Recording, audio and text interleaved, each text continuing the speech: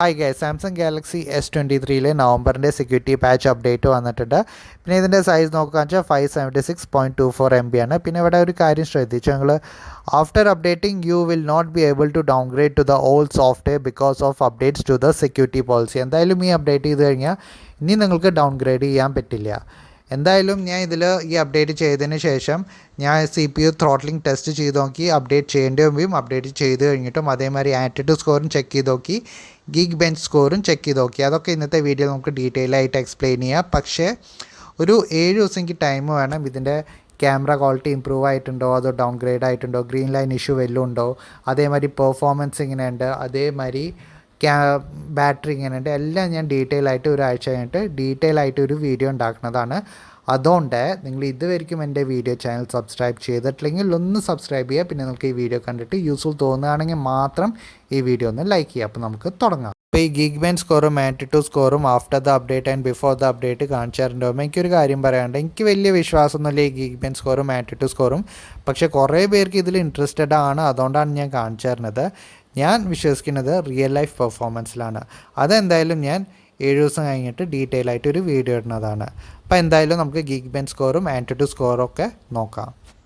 അപ്പോൾ ആദ്യം നമുക്ക് CPU ത്രോട്ട്ലിംഗ് ടെസ്റ്റിനെ പറ്റി നോക്കാം. CPU ത്രോട്ട്ലിംഗ് ടെസ്റ്റിനെ പറ്റി നോക്കുകയെന്ന് വെച്ചാൽ അപ്ഡേറ്റ് ചെയ്യേണ്ട മുമ്പ് എനിക്ക് CPU throttle to 73% of its max performance ആണ് കാണിച്ചത്.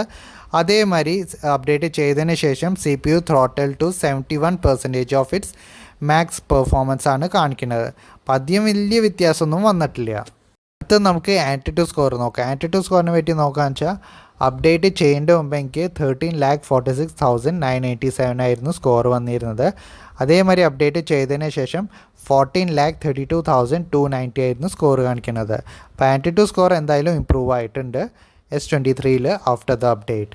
ഇത് നമുക്ക് ഗീഗ് ബെഞ്ച് സ്കോറിനെ പറ്റി നോക്കാം. ഗീഗ് ബെഞ്ച് സ്കോറിനെ പറ്റി നോക്കുകയെന്ന് വെച്ചാൽ അപ്ഡേറ്റ് ചെയ്യേണ്ട മുമ്പേ സിംഗിൾ കോർ സ്കോർ 1848 ആയിരുന്നു കാണിച്ചിരുന്നത്. പിന്നെ മൾട്ടി കോർ സ്കോർ 5090. അതേമാതിരി അപ്ഡേറ്റ് ചെയ്തതിന് ശേഷം single core score 1798 and multi core score 4864. അപ്പോൾ എന്തായാലും സ്കോറിൽ ചെറുതായിട്ട് ഡിപ്പ് വന്നിട്ടുണ്ട്, സിംഗിൾ കോർ സ്കോറിലായിക്കോട്ടെ മൾട്ടി കോർ സ്കോറിലായിക്കോട്ടെ ആഫ്റ്റർ ദ അപ്ഡേറ്റ്. എന്തായാലും ഒരാഴ്ച നന്നായിട്ടൊന്ന് യൂസ് ചെയ്തോട്ടെ S23. യൂസ് ചെയ്ത് കഴിഞ്ഞിട്ട് ഞാൻ പറയാം ഇതിൻ്റെ ബാറ്ററി ബാക്കപ്പ് ഇമ്പ്രൂവ് ആയിട്ടുണ്ടോ ഡൗൺഗ്രേഡ് ആയിട്ടുണ്ടോ. ഇപ്പോൾ എൻ്റെ യൂസേജിൽ എനിക്ക് 6 to 6.5 hours സ്ക്രീൻ ഓൺ ടൈമാണ് കിട്ടുന്നത്. ഇനിയിപ്പോൾ ഈ നവംബറിൻ്റെ അപ്ഡേറ്റിൽ എനിക്ക് എത്രയാണ് സ്ക്രീൻ ഓൺ ടൈം കിട്ടുന്നത് ഒക്കെ ഞാൻ ഡീറ്റെയിൽ ആയിട്ട് സ്ക്രീൻ ഓൺ ടൈം നിങ്ങൾക്ക് കാണിച്ചു തരാം. അതേമാതിരി ക്യാമറയിൽ വലിയ ഇമ്പ്രൂവ്മെൻറ്റ് ആയിട്ടുണ്ടോ, അതോ ഡൗൺഗ്രേഡ് ആയിട്ടുണ്ടോ, പെർഫോമൻസ് ഇമ്പ്രൂവ് ആയിട്ടുണ്ടോ ഡൗൺഗ്രേഡ് ആയിട്ടുണ്ടോ, അതോ ഗ്രീൻ ലൈൻ ഇഷ്യൂസ് വല്ലതും വരാനുള്ള ചാൻസ് ഉണ്ടോ ഒക്കെ ഞാൻ ഡീറ്റെയിൽ ആയിട്ട് ഒരാഴ്ച കഴിഞ്ഞിട്ട് ഡീറ്റെയിൽ ആയിട്ട് പറഞ്ഞുതരാം. പക്ഷേ അതിൻ്റെ മുമ്പ് നിങ്ങളിപ്പോൾ ധൃതി പിടിച്ച് അപ്ഡേറ്റ് ചെയ്യൊന്നും വേണ്ട. എന്തായാലും ഒരാഴ്ച മാത്രം വെയിറ്റ് ചെയ്യുക. വെയിറ്റ് ചെയ്ത് കഴിഞ്ഞിട്ട് നിങ്ങൾക്ക് ഞാൻ ഡീറ്റെയിൽ ആയിട്ടൊരു വീഡിയോ തരുന്നതാണ്. അപ്പോൾ thank you for watching my video.